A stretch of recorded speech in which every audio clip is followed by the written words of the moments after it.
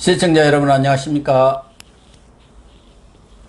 7월 22일 시사정담 시작하겠습니다. 시청자 여러분, 감사원이 경기 성남시 백현동 아파트 개발 사업에 수백억 원의 특혜가 있었다는 사실을 감사를 통해서 공식 확인했습니다.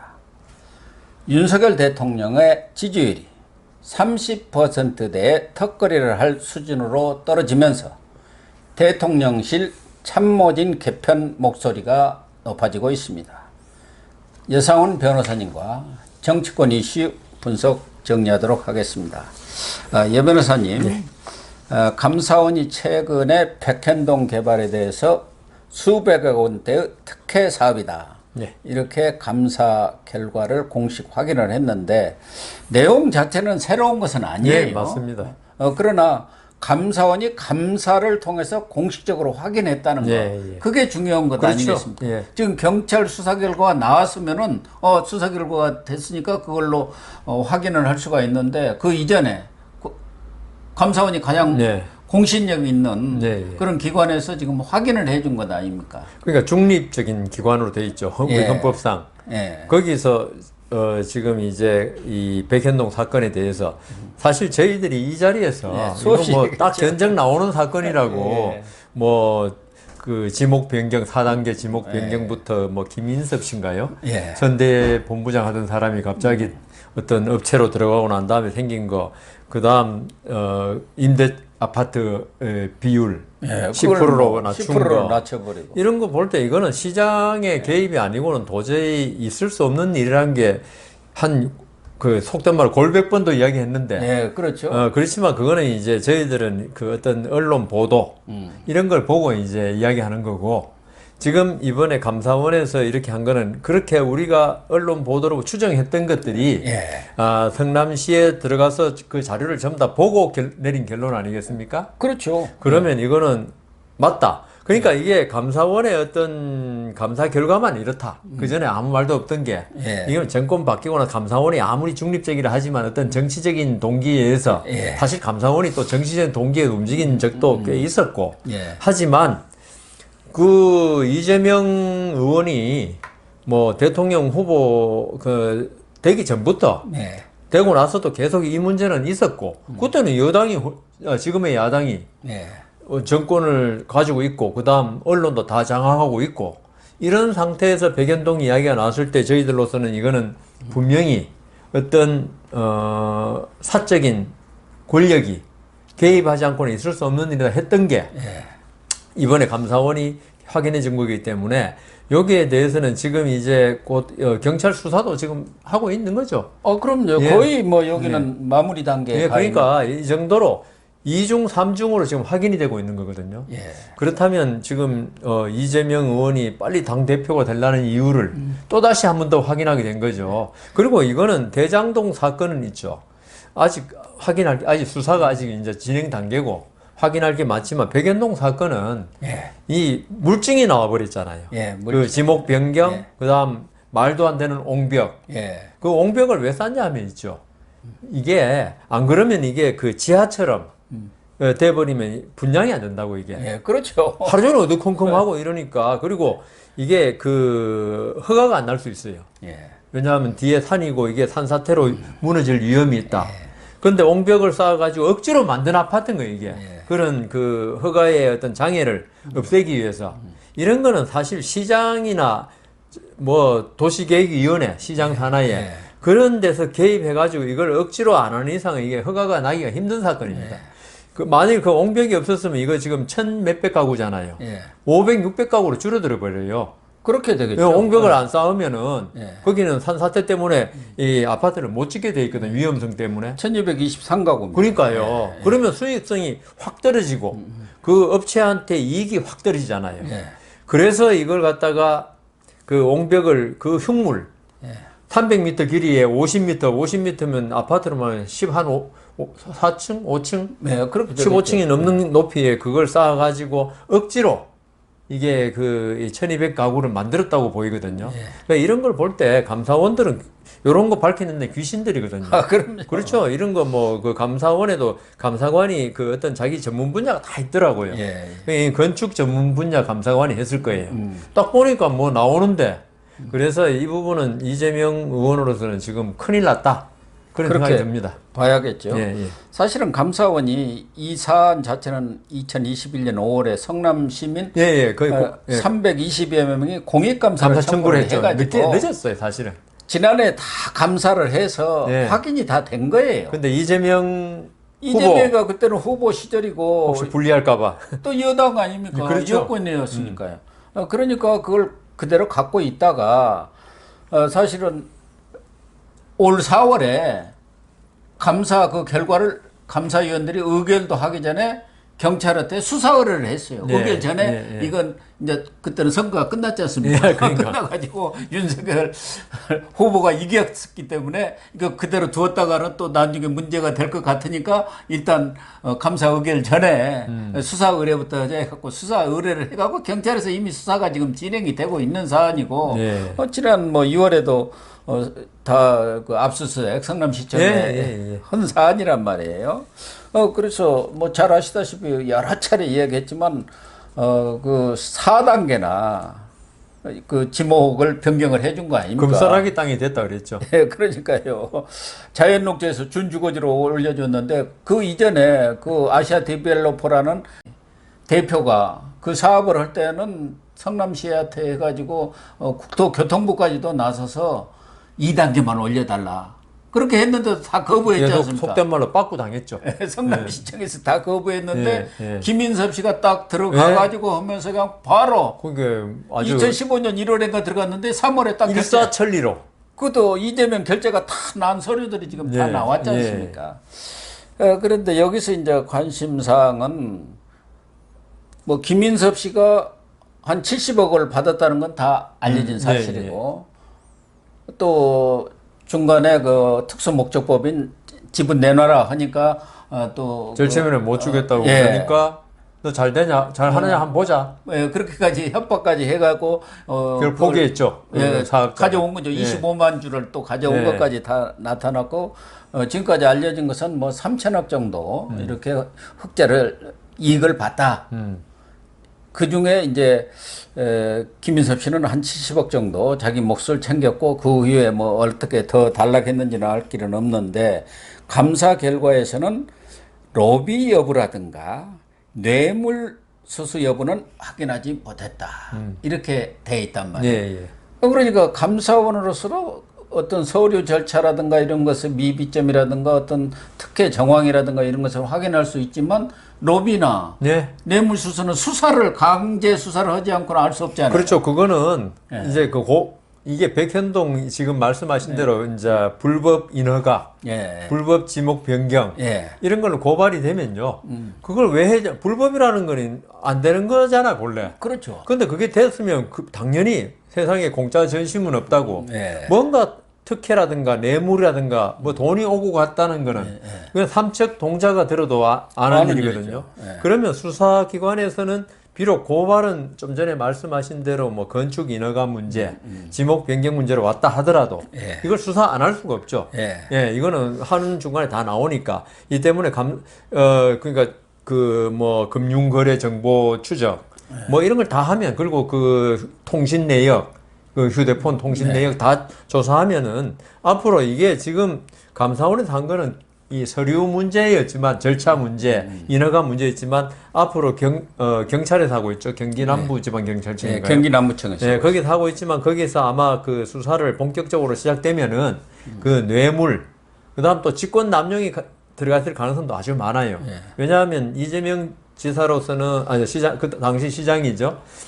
그 공무원들은 이게 너무 좀 이상하고 거부했을 가능성이 있어요. 안 됩니다. 그런데 시장이 눌렀을 가능성이 있는 거죠. 충분히. 왜냐하면 김윤섭 씨가 어떤 역할을 했는지 아직은 모르겠지만은 선대 본부장을 갖다가 이 디벨로퍼 업체에서 데리고 갈 때는 그거 하라고 데리고 간 거지. 그렇죠. 무슨 그 실업자 구제해 주려고 데리고 간 건 아니거든요. 그러면 시장이 시켜서 억지로 하게 된다고 이게. 그러면 직권 남용이 되는 거고요.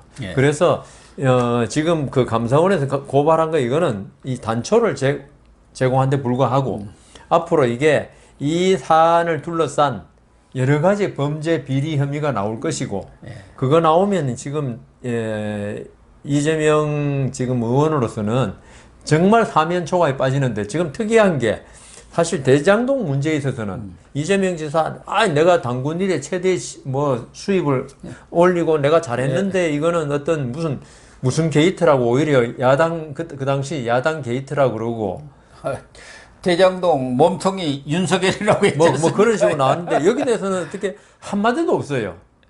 여기에 대해서는 그 백현동 용도 상향은 국토교통부가 요청해갖고 해준 거다. 그렇게 지금 얘기하고 있어요. 국토교통부가 요청한 건 맞죠. 2단계만이라도 좀 해달라. 안 해주니까 아예. 근데 권한은 시장한테 있잖아요. 근데 그걸 4단계로 해줘 버렸다. 그리고 국토교통부 요청이 있어도 있죠.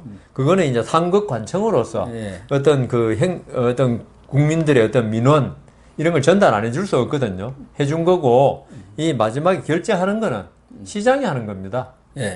결국 이제 한국식품연구원을 지방으로 이전을 그 자리를 공기관 이전 때문에 그러니까 그걸 땅을 팔아야 이제 또 지방으로 이전이 되고 거기에 대한 비용을 회수할 수가 있지 않습니까? 집 지어야 하니까 가서 빌딩을 지어야 되니까 그래서 이제 국토교통부에서는 2단계 상향을 해주면 어떻게 민간 사업이 가능할 수도 있겠다 했는데 그걸 계속 막고 있다가 김인섭이가 들어오면서 4단계로 올려버린 거 아니겠습니까? 그런데 지금 경찰에서도 며칠 전에 발표를 한 게 우선 그 백현동 이 사건에 대해서는 의혹 사건에 대해서는 조만간 1차 결론이 나올 수 있을 것 같다. 이렇게 얘기했어요. 그 조만간이라는 것은 그렇게 뭐 몇 달 남을 때를 조만간이라고. 그렇게는 안 하죠. 한 몇 주. 그러니까 적어도 다음 달까지는 결론이 나올 수 있다. 이렇게 그러니까 그 정도로 공식적으로 발표를 했거든요. 이 사건을 보면은 이재명 지금 의원이 어떻게 해볼 수 있는 단계를 지나가 버린 것 그런 같아요. 것 같습니다.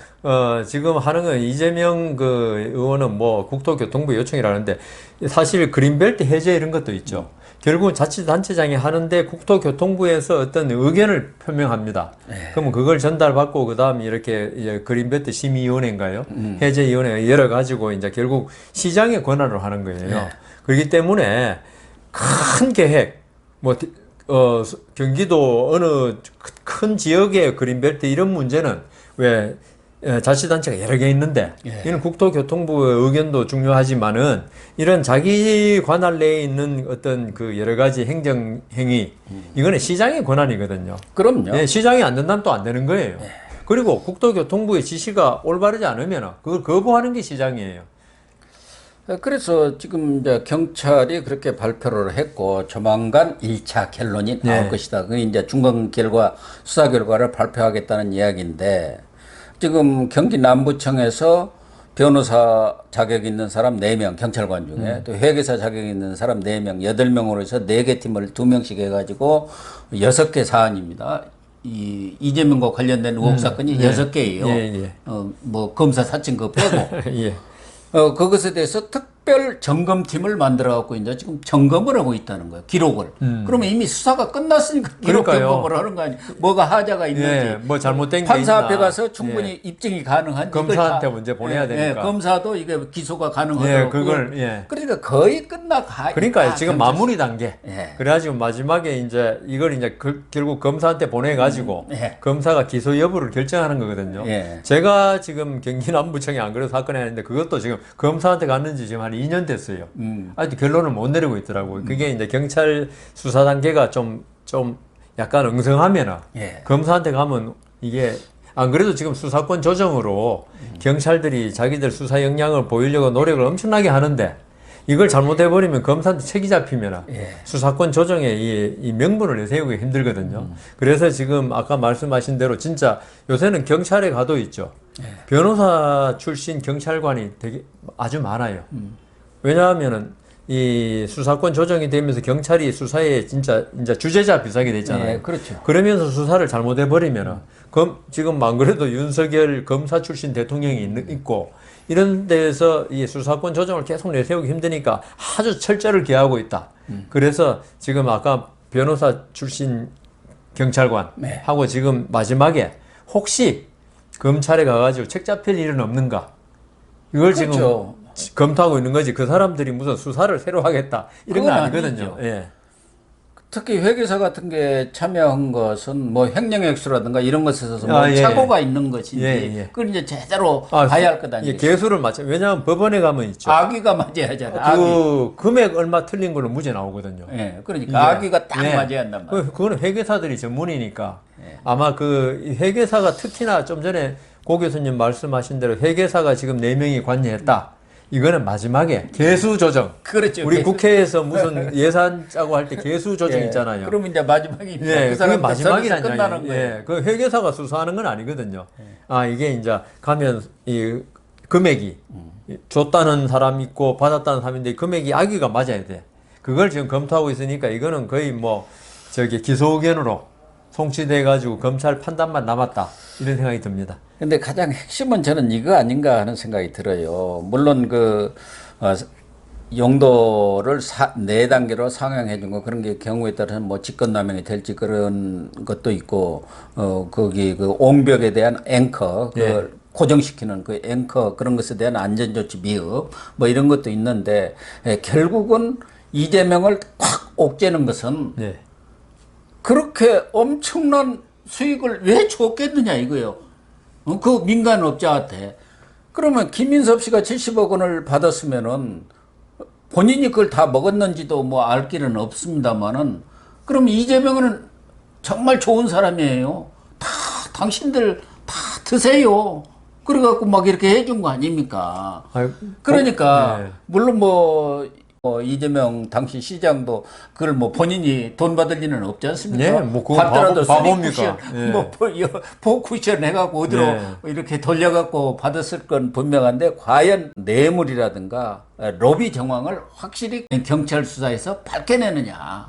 이게 거기에 나온다면은 그게 뭐 딱 빼도 박도 못하는 그런 증거라든가 물증이라든가 증언이 나온다 한다면은 이재명은 꼼짝을 못하죠. 그러니까 그 법원에 저는 법원에 있어서 법원 입장에서 말씀드리면은 공무원이 어떤 업무를 갖다 소홀히 하고 그다음 태만히 하고 그다음 어떤 잘못을 어떤 지식의 부족, 능력의 부족을 한 거 그거는 처벌은 하되 심하게 처벌하지는 못해요. 그거는 뭐 어떤 본인이 능력이 부족한 걸 갖다가 그렇게 능력 부족하게 타고난 것을 갖다가 법원에서 처벌할 수는 없는 거 아닙니까? 근데 법원이 공무원에 대해서 심하게 처벌한 것은 돈이 개입되었을 때 이때는 돈의 액수를 따지지 않고 이거는 돈이 개입되면 있죠. 이거는 태만이나 주의 부족이 아니고 고의거든요. 안 되는 걸 되게 한 거거든. 돈이 개입해가지고. 그래서 이 부분에 관해서 지금 고 교수님 말씀을 참 잘하신 게 감사원 고발 문제, 아까 말씀하신 용도 변경, 뭐 앵커 이런 문제, 그거는 어떤 그 테마로 할 수도 있어요. 그걸 잘 못 들여다보고. 그렇지만 이게 지금 말씀하신 대로 수백억의 돈이 갔는 게 어디 갔는지 앞으로 이제 그게 경찰이 밝혀내야 할 문제고 지금 안 그래도 밝혀낸 것 같기도 한데. 밝혀냈으니까 발표한다고 그렇죠. 지금 아니 맹탕 가지고 발표한다고 그러니까 4명이 지금 변호사 4명, 회계사 4명이 하는 걸 봐서는 회계사가 왜 필요하겠습니까? 돈이 오고 간 게 나오니까 그 돈의 행방을 쫓다 보니까 회계사가 필요한 거죠. 이것도 금융정보 분석원에서 이상한 돈이 왔다 갔다 하고 뭐 이미 다 와 있습니다. 다 보고가 되고 그래서 수사하라고 한 거 아닙니까? 그리고 그런 디벨로퍼의 돈을 갖다가 인출한 거 현금으로 인출해도 다 남거든요, 기록이. 아시아 디벨로퍼.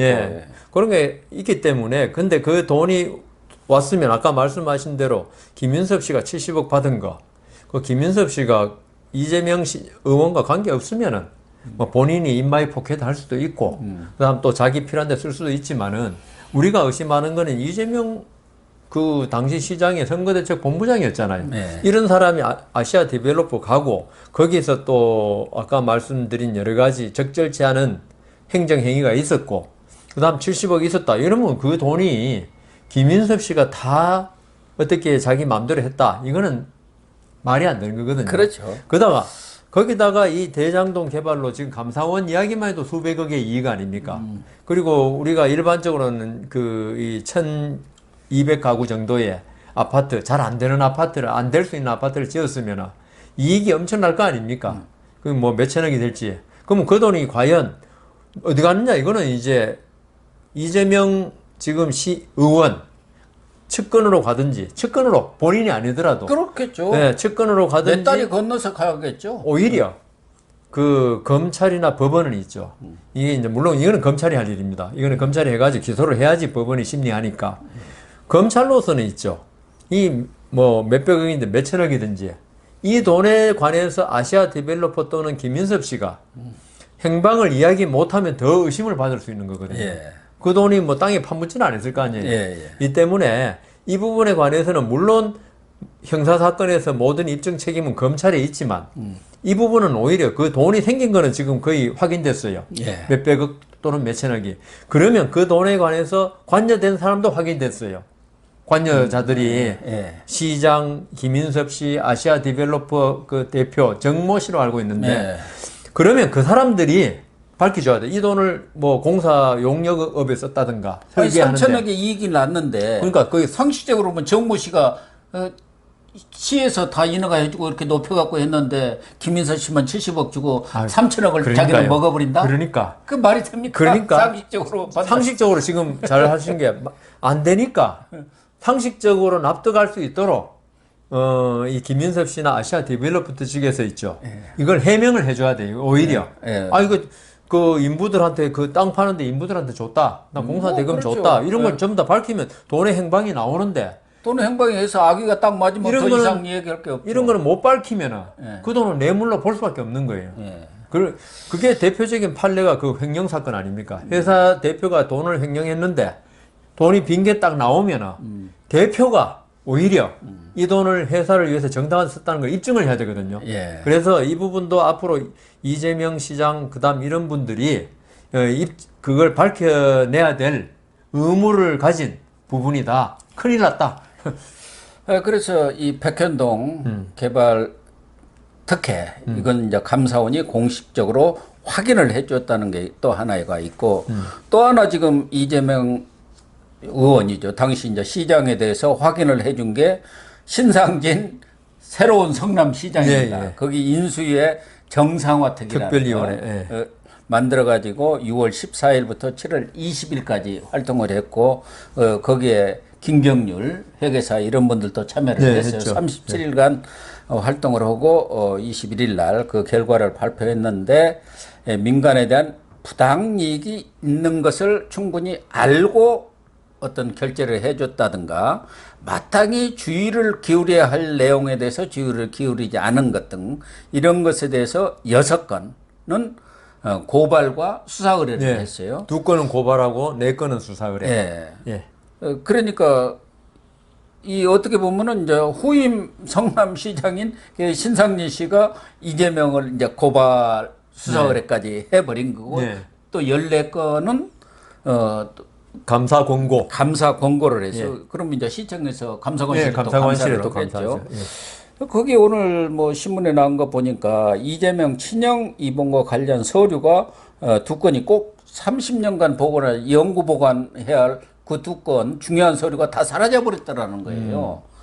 그러니까 그 성남시 정신보건센터에서 분당구한테 이렇게 보낸 그 친형에 대한 진단, 정신건강 치료 의뢰서 이게 없어져 버렸고 정신보건센터에서 이렇게 전화로 이렇게 면담을 하고 그 상담한 그런 기록지 같은 거 그래야 친형에 대한 그 강제 입원 이런 것들을 판단할 수 있는데 그런 자료들이 은수미 때 다 없애버렸던가 본인 때 없애버렸겠죠. 그렇겠죠.